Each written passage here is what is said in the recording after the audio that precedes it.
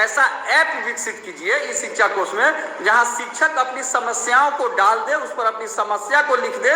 शिक्षक अपनी व्यक्तिगत समस्या है, विद्यालय की समस्या है, बच्चों की समस्या है, पढ़ाई की समस्या, उन समस्याओं को उस ऐप पर डाले और उसका समाधान आपके विभाग की स्तर से हो, तभी शिक्षक में सुधार होगा और शिक्षक का मनोबल वही बढ़ेगा। मैं आपको उदाहरण दूं कि जब शिक्षक जाते हैं रुग्णावकाश में, मेडिकल में इलाज कराने, तो उन्हें सबसे अधिक पैसे की जरूरत होती है। उस समय उनका पेमेंट बंद कर दिया जाता है और जब वो 2 माह 3 माह के बाद लौट करके आते हैं तो उनके पेमेंट कराने के लिए कार्यालय का लगातार चक्कर लगाना पड़ता है और 2-2 साल 4-4 साल में उनका मेडिकल का भुगतान होता है।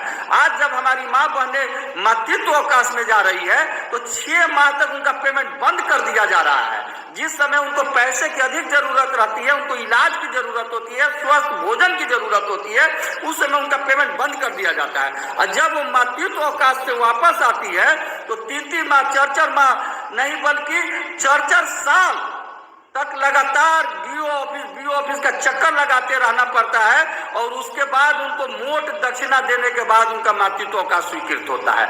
इस तरह की बहुत सारी समस्याएं हैं जिसके लिए आप किसी भी चल जाइए डीओ ऑफिस में, विशेष करके आप चंपारण में आ रहे हैं मुख्यमंत्री, किसी भी ऑफिस में चल जाइए, वहां दिन भर सिर्फ बेंच डेस्क का ठेकेदार, भवन के ठेकेदार का लाइन लगा हुआ है और वही डीओ साहब का काम है करना। कहीं शिक्षक का काम नहीं हो रहा है और शिक्षक रोज परेशान हो रहे हैं। उनको 2 टाइम हाजिरी बनाना है, आखिर वो किस छुट्टी में जाए, कैसे जाए? इसलिए हम आपसे करबद्ध आग्रह करते हैं कि आप एक ऐप विकसित कीजिए जिस पर शिक्षक अपनी समस्या डाल देंगे।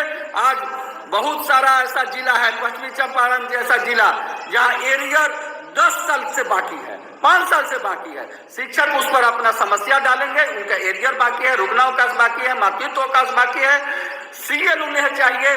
आप सीएल स्वीकृत कर सकते हैं इस शिक्षा कोष से, मातृत्व अवकाश इस शिक्षा कोष पर, जो अवकाश है इस शिक्षा कोष पर, लेकिन उसमें जो पेमेंट उसको मिलना है स्वीकृत करके वो आप नहीं दे सकते हैं इस शिक्षा कोष से।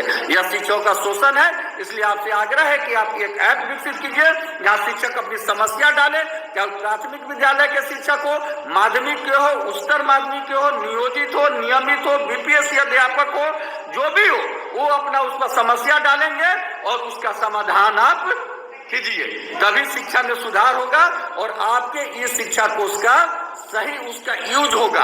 आज एसीएस साहब वीडियो कॉलिंग करके देख रहे हैं विद्यालय को, बहुत अच्छी बात है। उनसे भी आग्रह है कि आप वीडियो कॉलिंग में देखिए कि आपके विद्यालय में कितना कमरा है, कितने बच्चे हैं, कितने उपस्थित हैं, जो नहीं है तो क्यों नहीं है, वहाँ क्या व्यवस्था है, आप व्यवस्था को भी ना देखिए।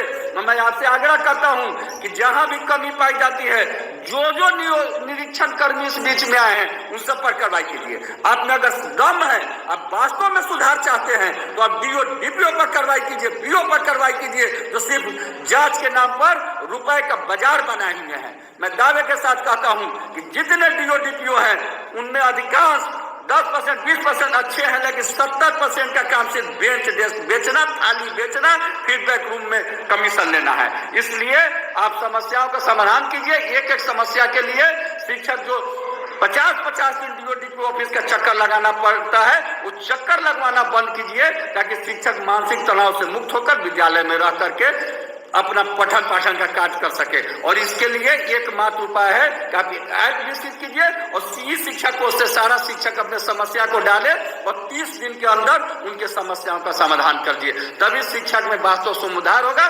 बनता यह सिर्फ दिखावा है और दिखावा होता रहेगा। आपका केशव कुमार, प्रदेश अध्यक्ष शिक्षक संघ बिहार।